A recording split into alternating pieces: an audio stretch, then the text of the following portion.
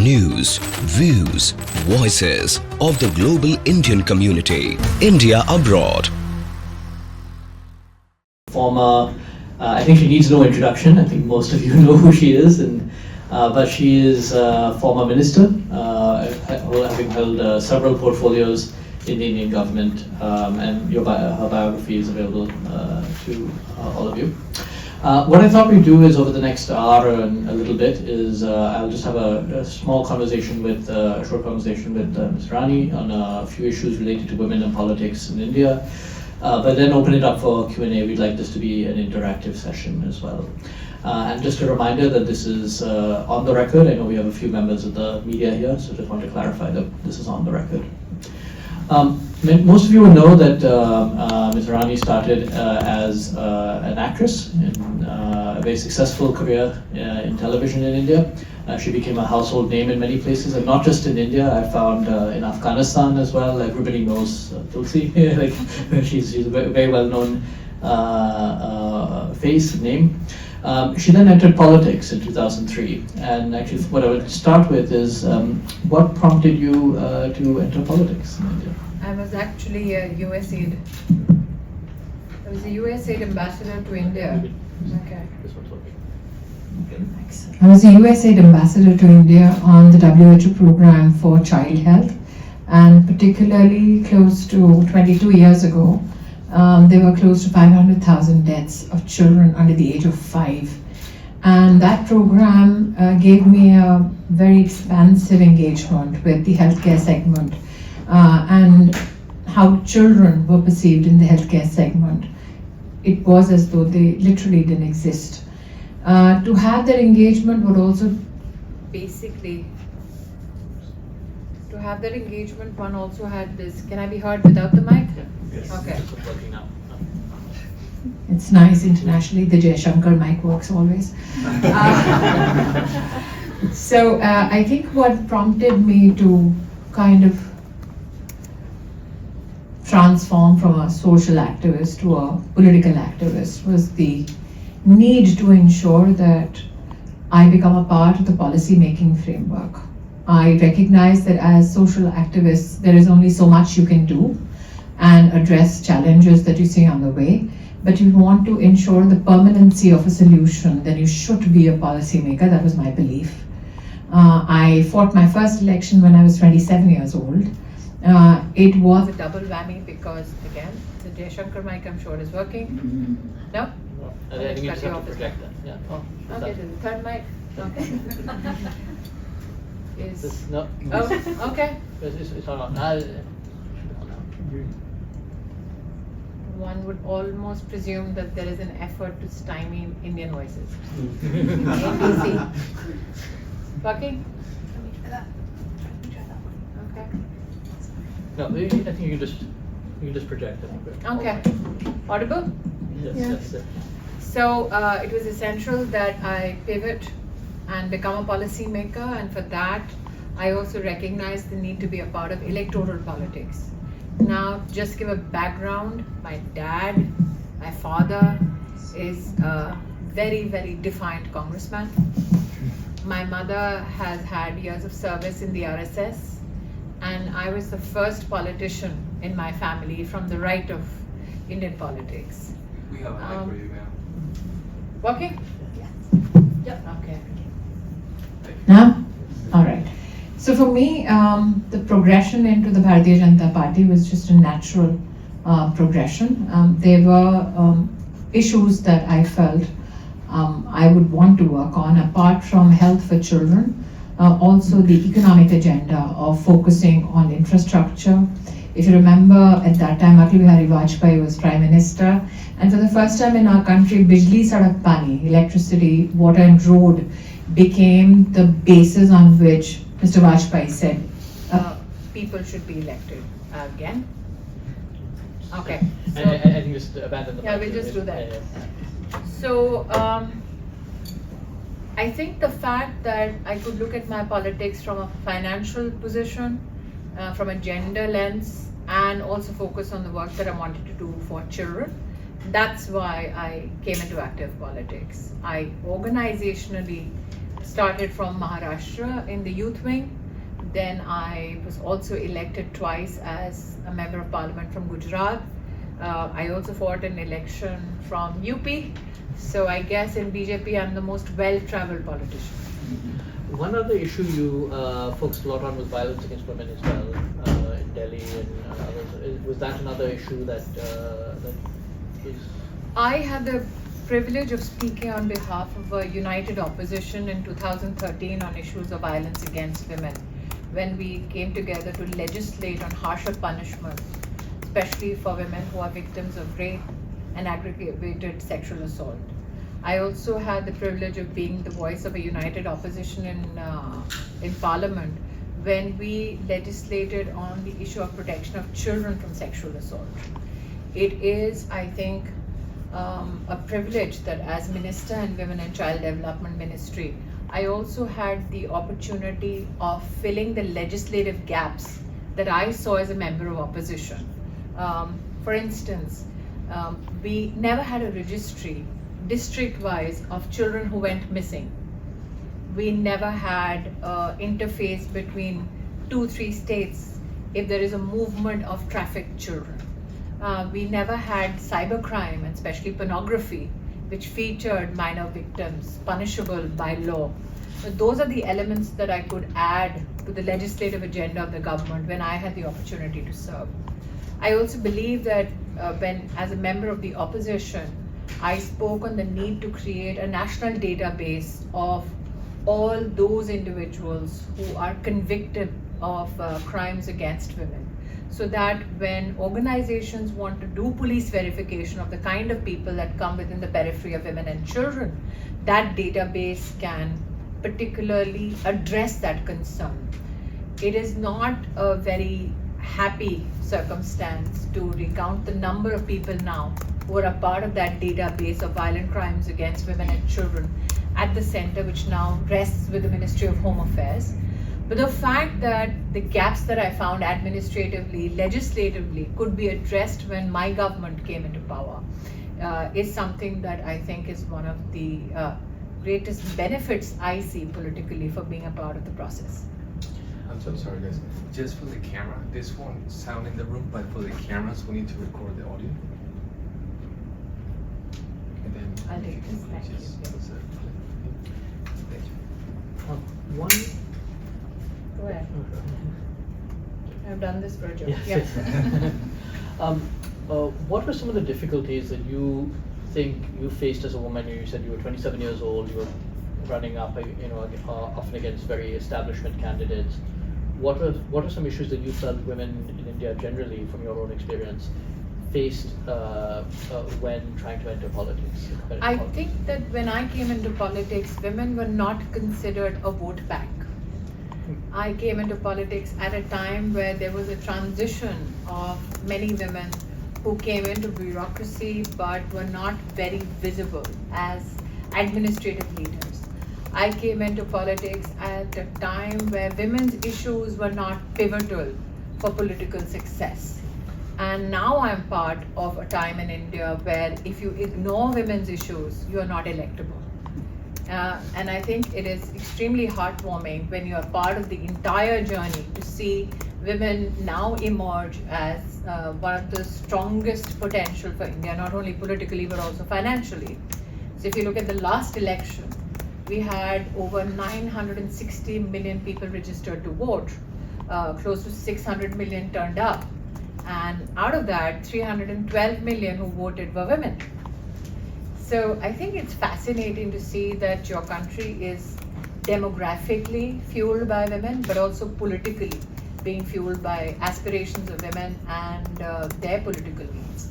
I think I've also become a part of now a polity where women's issues are not reduced to only aspects that women leaders have to work at. I think what Prime Minister Modi ended up doing was, when he made women-led development central to his governance agenda, is send out a very strong message to polity across the country and to citizens that women's issues have to be as much the concern of men, and men in politics especially, as they are of women. So when you were campaigning in in a Lok Sabha election, or even in other elections, local elections, Rajya Sabha, what are some of the things that you found resonated with women's voters that you think others, that is surprising? So I think your question in itself has an embedded bias. You would never ask a male politician what about his demeanor speaks to men as constituencies. And the expectation on female leaders to speak to female voters only is where some of the bias still exists. Because let me give you an example of what happens post-budget with the media. They would walk up to female citizens and say, what do you think happened to your kitchen? And never talk to female citizens about what do you think about the defense budget. They would never talk about what do you think about the budget for healthcare.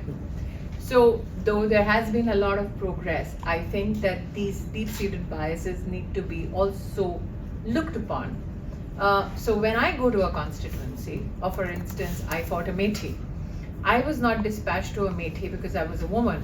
I was dispatched to a Methi because I was the best damn candidate. So that is my political calling, or that is how I'd like to be politically recognized. And if we can pave the way for more and more women to be recognized only for their potential to serve, only for their potential to be political leaders, and not necessarily only restrain them to be female political leaders, I think that is true emancipation. Do you share similar experience, you think, with your counterparts in other countries? You've engaged in a lot of parliamentary Yes. dialogues and others. I had the privilege of being in the Interparliamentary Union in Uganda, and I realized that irrespective of our geographies or nationalities, certain issues are visibly unifiers. How women in, how do I say this, not traditional roles of politics, but women who are assigned so-called unconventional roles in finance, in defense, in infrastructure, they all have the same challenges. They all have a perception problem, they all have an expectation problem, they all have different value systems by which their work is judged as compared to male counterparts within their own countries. So I say that women have predominantly now one problem. We all, irrespective of our geographies or nationalities, have to look like a girl, act like a lady, think like a man, and work like a horse. And that's true for every woman, no matter what her, like I said, nationality. I want to broaden the conversation a little bit to issues on India more broadly. One issue that has come up a lot, and I think in some of your conversations here earlier, were concerned female labor force participation. Yeah. And we've seen a lot of statistics on that. What are some of the common misperceptions you think about women's labor force participation in India? I think we've made a very vehement financial case for parity. That gender equity and equality were issues which had acted as a moral compass for many governments is a given. But India has become that dominant force for creating an economic understanding of why parity is essential and is an imperative. And let me give you, just to baseline it, a few facts which you already know.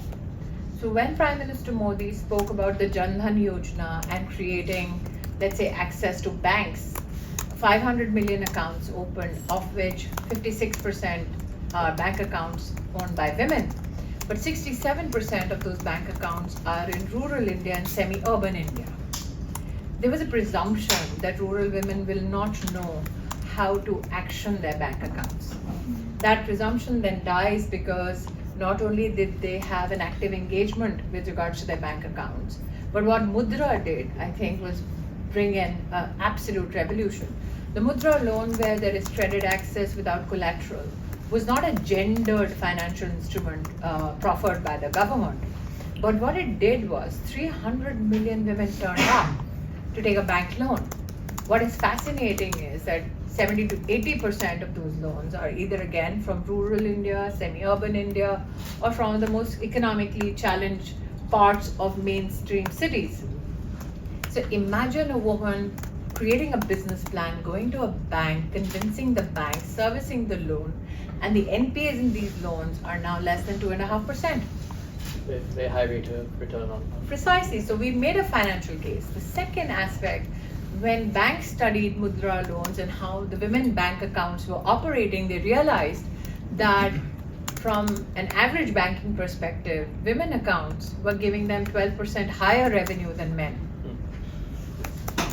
Also, I think what is fascinating is that when the level of credit was increased under Stand Up India to 1 crore, the Prime Minister was insistent that in every district, at least one solid business owned by women should be given an opportunity to get that kind of credit.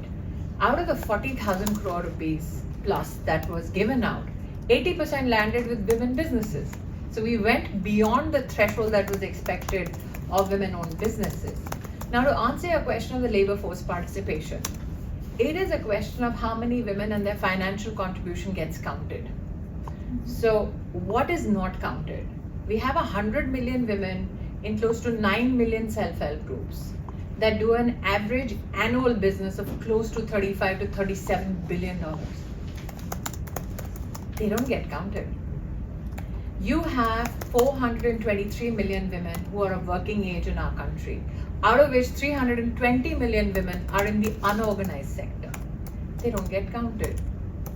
Now, what is fascinating is that our government has ensured that what are the benefits of being a part of the organized labor force? You get medical support, you get insurance, you get a pension. So the government created insurance schemes and pension schemes. For instance, the Atal Pension Yojana or the Suraksha Bima Yojana. Today, we have close to 30 crore women who are a part of those schemes, which means the government has afforded them not only insurance support or pension support, but then we also had Ayushman Bharat, where close to 20 crore women, 25 crore women, they got medical cover. So I think that one, there is a computation problem with regards to the labor force participation. Is every woman who financially contributes to the Indian economy counted? There are, and to my knowledge, in my conversations with the Labour Ministry, attempts to look at that whole spreadsheet in a very detailed fashion to make sure everybody gets counted. And I think if I extend your concern about the labour force participation, look at how women businesses are responding. Earlier, there was this biased presumption that women may not do business, let's say, in the manufacturing segment. But manufacturing makes for like 28 to 29% of these women businesses. So we currently have around 15.5 million businesses owned by women, which employ close to 27 million people. How much of it is computed? How much of it is brought into the mainframe to say, are business owners counted? What of these 300 million women who had access to loans, who serviced that loan for a business, are they counted? So there are anomalies which need to be factored in statistically. And I think that once those anomalies are factored in, suddenly every woman who contributes as an entrepreneur or in the unorganized sector will start getting counted. So this is a broader problem with employment statistics in India, including for female labor force participation, and so an issue we thought. I mean, I know one of the discussions that has come up is that the Mudra scheme was so successful overall that it was much more than many had anticipated, and so suggests that employment figures are undercounted, as you said. One more, where do you see? You've already discussed a little bit on women entrepreneurs, and there's been big focus on that. How has the digital revolution? I mean, we touched on an aspect of this already, but maybe how has the digital revolution really changed, transformed the women's experience? I mean, both from an economic perspective, but also from a social perspective as well. I think the success of UPI is very telling, because there was a presumption and widely and vividly discussed, especially by the opposition, that in a country which is celebrating its potential of 600,000 villages, how would a digital instrument of transaction work? We made it work, and successfully so. Some of the largest global transaction numbers come out of India. The fact that women could do it as well means that they understand the digital value of financial transactions, and they know how to compute that interface. Prime Minister's program called PM Disha particularly undertook this effort to make women digitally literate. That number, the last I had checked, had close to 5 million women who were trained specifically from a digital perspective of how to engage financially, especially with regards to businesses. I also believe that the challenge we have before us is the language in which technology serves the opportunity. We are a country of 16,000 dialects. We are a country with 125 constitutionally recognized languages. But our technology is either in English, and now there's a push for Hindi as well. So how much is the loss of opportunity because of the language divide vis-a-vis technology is yet to be computed or reflected upon. But I think that the access to not only an interactive opportunity on digital platforms has increased, access to digital devices has increased. The fact that we have now a PLI project by the government that in some way incentivizes indigenous production of digital devices. I mean, Samsung coming to India and now manufacturing 120 million pieces out of India, that's a big story. So the government has focused itself on ensuring that device accessibility enhances, and so does affordability of devices. And I think that was the main question when it came to women and the digital device that divide that they faced. One was the issue of access, the other was the issue of affordability, but I think the challenge of language is yet to be addressed. Two more questions before I turn it over to the audience. One, what do you anticipate as some of the biggest challenges facing women in India that you think still need to be the focus of attention? That we've discussed some of them and some of the very positive steps that have taken place over the past few years. What do you still think, where should there be more focus? For example, on education, on employment, on women's safety? What are things that people are not paying sufficient attention to? I think that we've come past that time where we had only the luxury of picking one or two segments for which we needed to work for women. I think women in our country now are vociferous enough to demand that every aspect of their life gets equal attention. I believe today when we look at our space missions and we see female leadership, they're actually creating not only an opportunity, but also an inspiration amongst young women. So 43% of our STEM graduates are women today. They look at opportunities not only, let's say, in space technology, but also the government has worked extensively to ensure that female innovators know how to commercialize and monetize their scientific opportunities. I think that is a segment on which, if we bring more trust on, I think will bear us great dividends.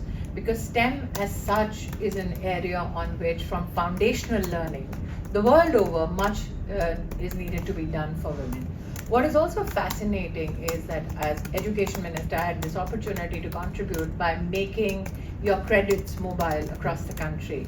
And one of the advantages I saw, because education, no matter what your policy intervention, it gives you a return over a period of time. It doesn't give you instant political gratification.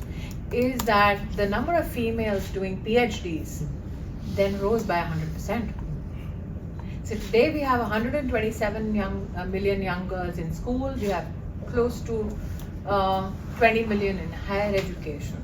The time is ripe to see how many of them can be helped to make choices academically that will ultimately affect their job market. So we as women have seen a time where women feel blessed enough to get an opportunity to educate themselves. Now we've come to a pass where we can tell women, these are the streams of education. If you're only financially inclined, that you should pick. Final question for me. Amongst the many portfolios you held, one was Minister for Minority Affairs. Yes. And I noticed, a lot in that capacity, but one you went to Saudi Arabia in that capacity.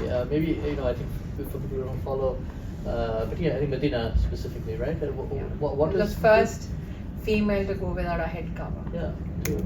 So maybe But that's a compliment to the Indian diplomatic prowess, if I may say so, in your presence. But tell a little bit about that experience. What was that like? How was that important? I think the dynamics of Indian politics has changed so much. And this is without mentioning a certain other Jaishankar, is that when you had the gender portfolio, and I've spoken to many of my predecessors from the other political, ideological spectrum, they never had an interface on issues of national security. They never had an interface on issues of commerce. They never had an interface with their colleagues on issues of foreign policy. That has been my personal experience, is the big change that I've seen on gender issues.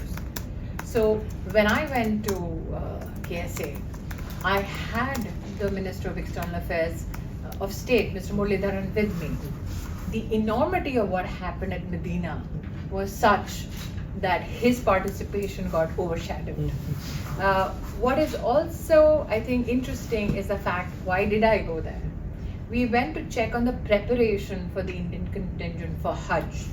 Now, they were fascinated by the fact that women were never allowed without a male companion to perform Hajj in India before Prime Minister Modi took office. They said there was nothing in their religious scriptures which disallowed the pilgrimage undertaken by women without the male companion. So we wanted to go there and ensure that logistically we better the environment for the Indian contingent.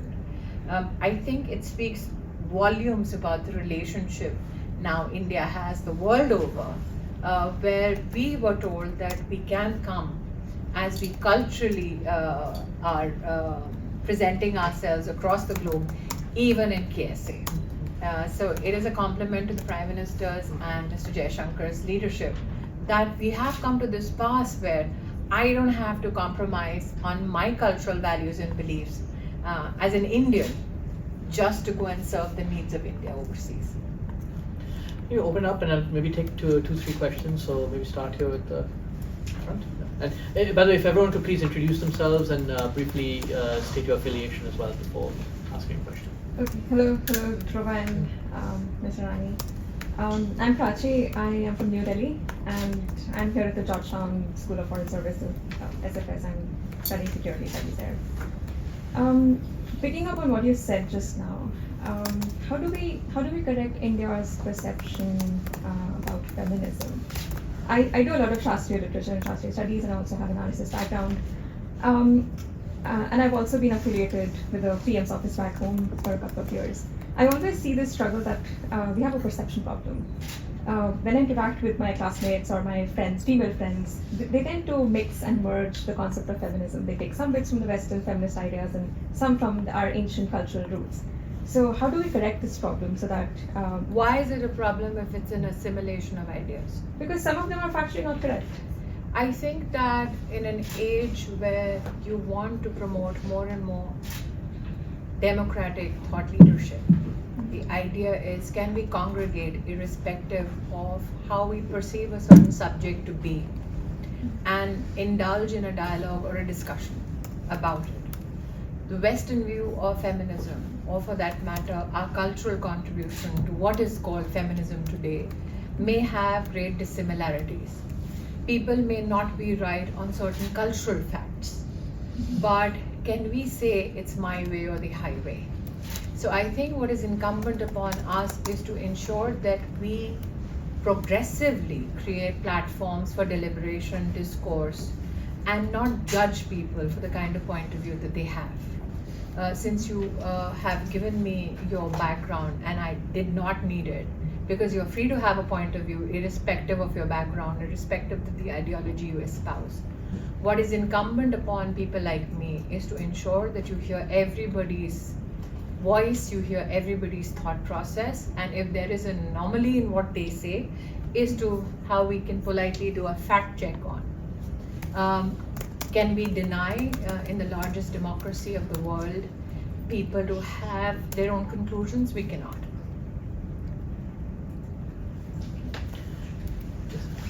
Thanks, Dhruva.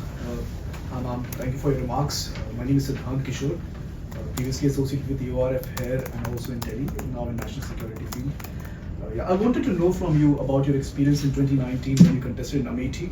Given the historical relevance of Amethi being a stronghold of one particular institution, I would be very interested to know what it took to defeat an institutional name in their own home turf, what exactly it takes for a newcomer to be able to defeat one particular big name, and why was that not able to be sustained for the next 5 years given the recent results of the election. And I would be looking forward to any reflections you may have. Thank you. So you need to study how Amethi politically behaves. As you have very kindly accepted that it is a part of a political institution, namely the Congress Party. So Amethi has had 3 non-Congress participants as members of parliament. The first was in the 70s, the second was in the 90s, and I was the third, which means that they change voting behavior every 2 decades. Secondly, if you look at the voter composition of Amethi, it does not conform to a level playing field for somebody who comes from the BJP. Amethi was politically and particularly chosen by the Gandhi family because of how the voters were composed from certain communities, and I'm not saying only minority community, but also how majority community behaves in a particular given political setup. So given that, to begin with, you're running a race 50% behind the starting line. Yes, I was there after 2014. That was the election that I lost. And I was there for, I fought 14 as well. Yeah. So in 14, I had 22 days to fight an election. And BJP did not have more than 30,000 votes ever in Amethi. So I went from 30,000 votes to 3 lakh votes in just 20 days, which gave me an understanding that people wanted change, but I needed to foundationally bring about a political structure which can affect the change.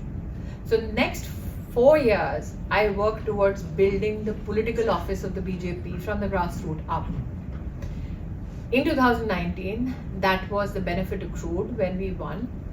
And between 2014 to 19, again, it would surprise you that we fought on the basis of 499 factories that were shut down by the Congress regime.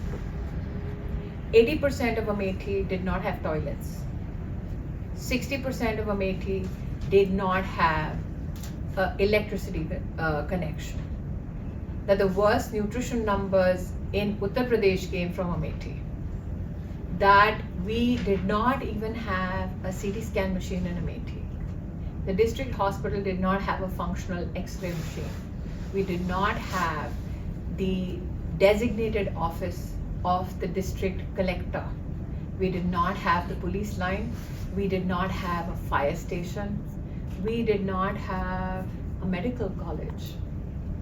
So when I got elected to office, I built all of that plus 100,000 homes, 350,000 toilets for individual families, and connected close to 4 lakh farmers to the Prime Minister's program to receive subsidy. I ended up ensuring that $2 billion worth of investment happened in Amethi, and we opened over 600 factories in 5 years. And I was there in every village of Amethi, which is why many people are shocked that how can you lose after working so much? And that is where you need to realize that politics is not only about being honest and working hard. It's not only about being honest. It's not only about being empathetic. There are some hard numbers that are crunched.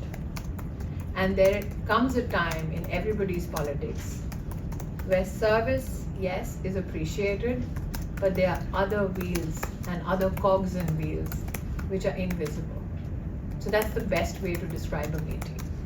But what I can be very proud of is that I would rather have the respect of the people for working so much than be dismissed from service for being unproductive. But let me also say this. If I was in a position to lose, the Gandhi family would have fought Amethi. In 2024, they didn't come back to fight. They sent another candidate in just 10 days, which is telling and further deepens the mystery.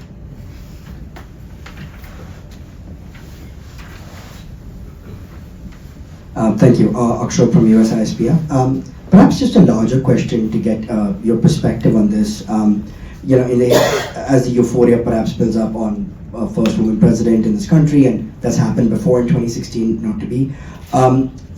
There's throughout history we've always seen in voting, even in developed economies, it's always been men of property and men of certain races. Before, women were the last to get access to vote. Even Switzerland, the bastion of Western utopia, granted universal suffrage only in the 1970s. And in India's context, for an emerging economy, it's had every problem known to mankind. Yet, for some reason, India and South Asia has always had women leaders. Perhaps India never followed the script of developing economies to last allow women leaders, and India has always beaten more emerging economies. So, where do you think India has gotten it right? Although it's still a lot more to do with the parity between male and female voters and representation, but how has India beaten the Western trend of having representation at the highest echelons of political office? I think that if you look at leadership at the level of Prime Minister, we've had one example that came from political lineage and not necessarily political efficacy. But when you look at the Speaker of the House, that is a political decision strategically made by the government of the day in collaboration with the office of the opposition, because of which we've had female speakers of the House. Now, insofar as the President of India goes, I'm very proud that the lady who leads now in office belongs to one of the most disadvantaged tribal communities in our country. The choice of that candidate, in fact, is very telling about how mature Indian democracy is. That a woman who has served administratively, began her career as a teacher, can slowly rise through the political spectrum to come to the highest office of the country. It also is a comment on how voters perceive those offices to be. So I think that I can't speak for domestic politics in the US. I think it would be extremely inappropriate given that my government is currently functional back home. But I also feel that there are many issues apart from political leadership in which India stands out. Let me give you another example.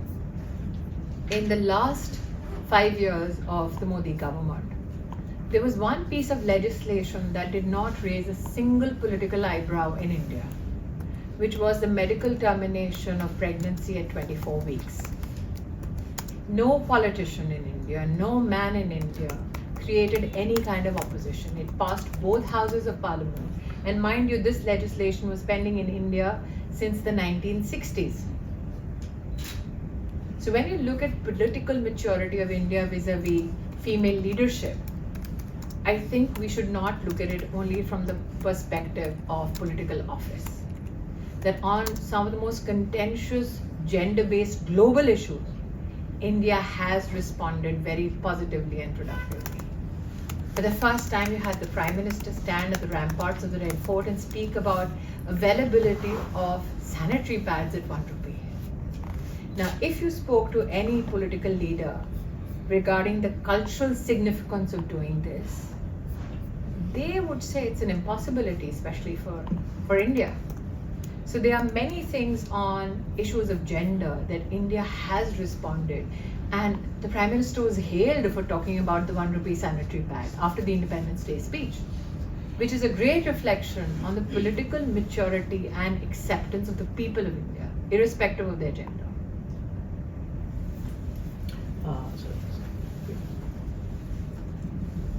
Good evening, Mr. Irani. So I'm Rahul Srinivasan. I work with the UN in the energy space. But my question is related to education for the girl child in India, especially in the capacity of the former education minister. When I've supported NGOs or worked with NGOs supporting education to the girl child, what is very evident is that girls might study until they're 16 or maybe 18, right? 10th standard or maybe 12th standard. But that switch from 12th standard to say, higher education or any sort of education is incredibly tough. Either girls are asked to get married, or they don't have financial resources, or they have to help their families.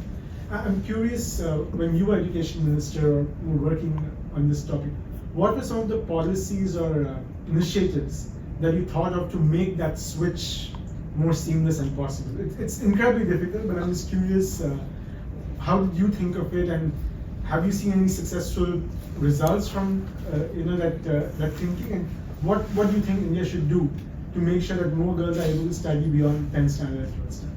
So I had the privilege of writing the education policy of India as Minister of Education. And I think that one is mindful that the transition from grade 12 onwards to graduating services is still a challenge. What is interesting is, since that decade of my service, the number of girls who are enrolling in higher education now is more than the number of boys. What is also fascinating is that when we wanted affirmative action in institutions like the IIT to find more and more space for female students, I had the privilege of being the head of the IIT Council because of my political office. I walked into a room which was full of male scientists with not a female in sight. And I asked some of the most prestigious male scientists of the country, why are there no women in the room? They said, well, they didn't measure up to sit next to us on the board. So we try to affect change by having institutional leadership roles given to women. And we saw an automatic change in how the institute started responding to needs of women on campus, needs of female faculty, and started attracting more and more female students from outside. So I think that one of the answers or the solutions is to find more and more leadership roles for women in academic institutions. I also believe, when I said most job orientation vis-a-vis academics is done for young men, women are never taught how to pick an academic stream with regards to how it will respond to their financial ambitions. Once we start doing that engagement with young girls and their families, I think choices will become more and more clearer, and families will be invested in making sure that girls then transition from grade 12 onwards to graduating circumstances. I also believe we've had a huge now generation of women who are self-starting in enterprise, and they don't look at a graduation degree as an essential for their financial success. So we are in the best of times where they have a huge opportunity. We come from a time where women felt just blessed enough to get an academic opportunity, to now coming and having a plethora of opportunities. There are many who are learning digitally but might not get certified. So that is also a component that needs to be considered. Anik Mukherjee, Senior Fellow at ORF America. First of all, thank you so much for giving your perspective. It is really exciting to hear from somebody who has done so much. I have two questions and sort of related. One is, you mentioned all the Jan Dhan and the UPI. I would also mention Pahal, the cooking gas subsidy, which has been transformative. But to me, I've been associated with Aadhaar from its inception, and it seemed that in 2014 we would miss that historical moment, because going into the election, BJP opposed Aadhaar, and then there was a change of heart, and I commend that transition. But what made you change the position on Aadhaar, which is the basis of a lot of the digital transformation?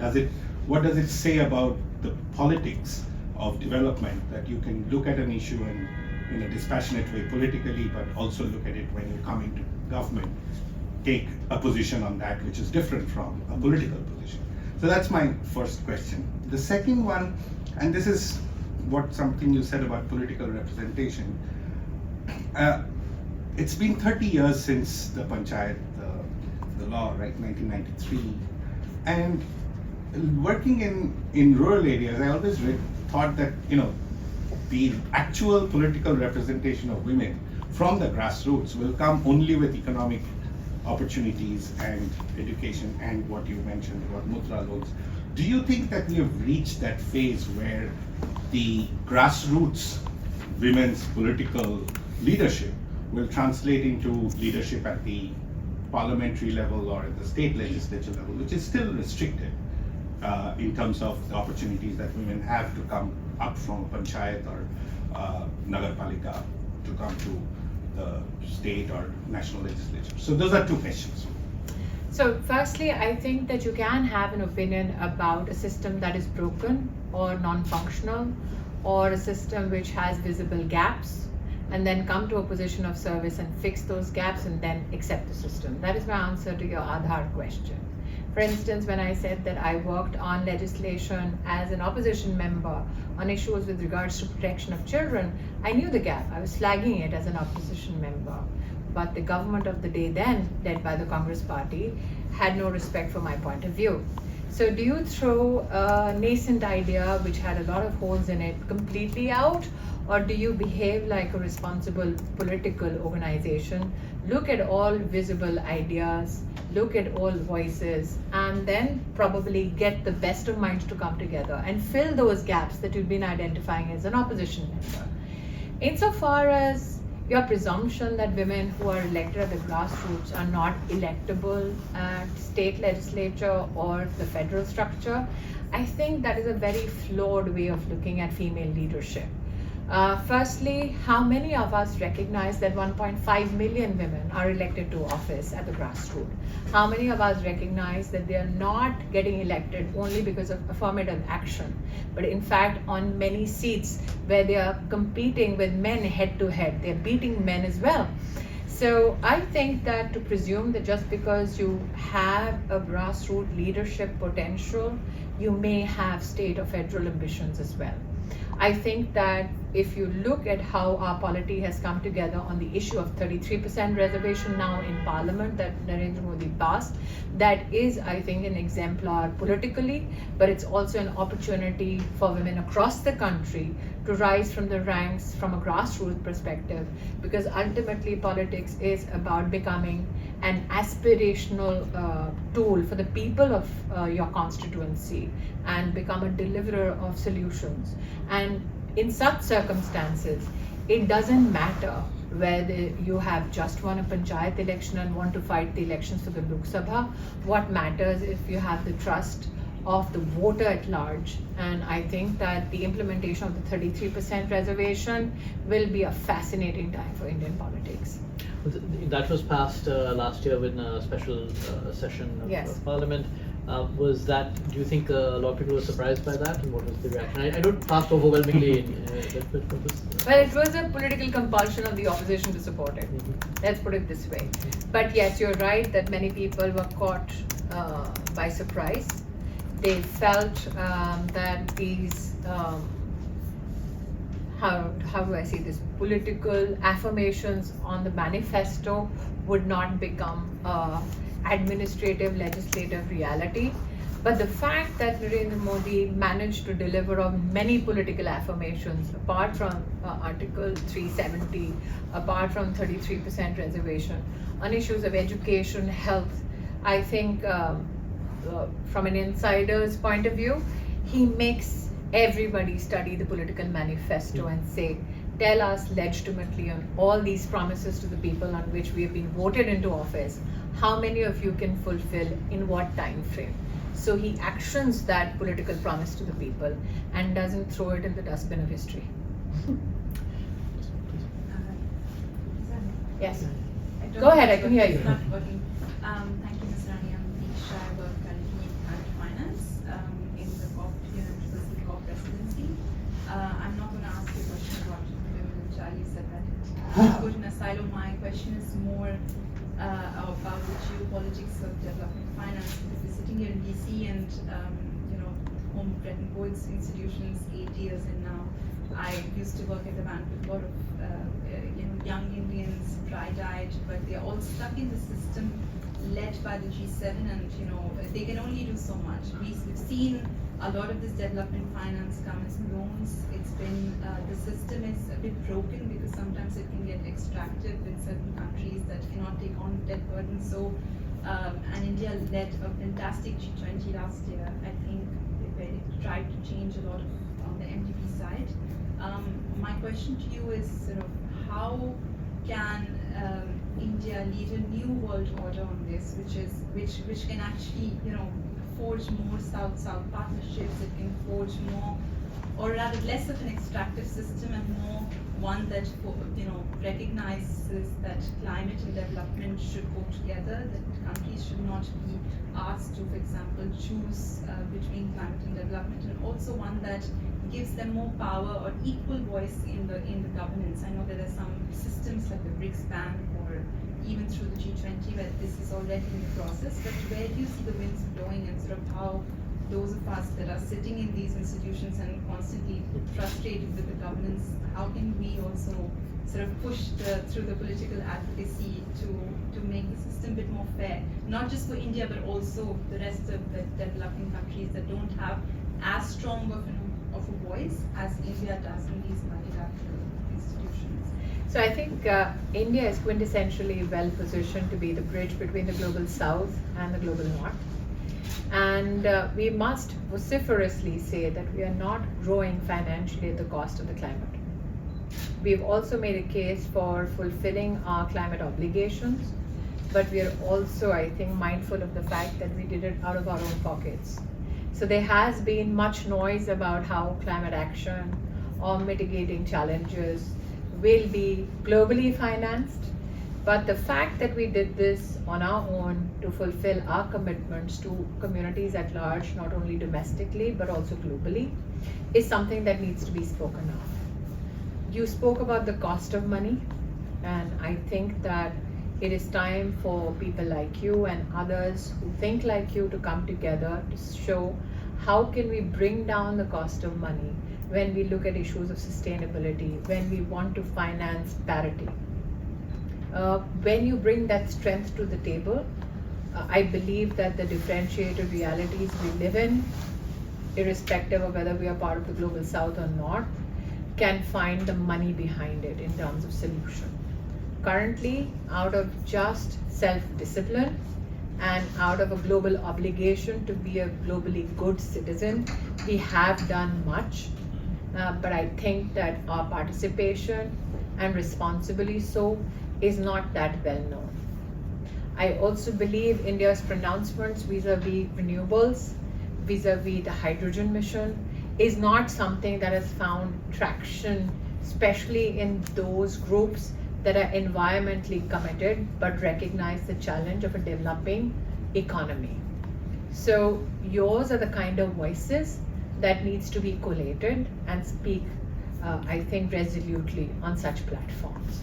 I also believe that there are enough technologies which are frugally developed, not only in India, but are part of the globe, that need to be mainstreamed, so that people recognize that if they invest, if not necessarily in action, but in technology, it can be a win-win for everybody. If I can make a plug for one of our programs at ORF America, we're actually bringing next week, my colleagues is here who's organizing it, we're taking 10 Americans to India.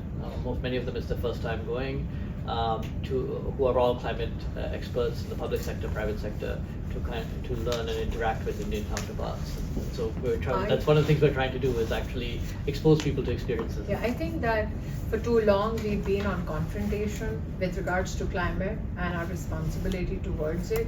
I think if we can turn it into an opportunity to invest and collaborate on, it'll be much more productive. I have two final questions, but let me just turn to the audience. Is there anybody else who wants to jump in? Okay, please. A bit from Vicky.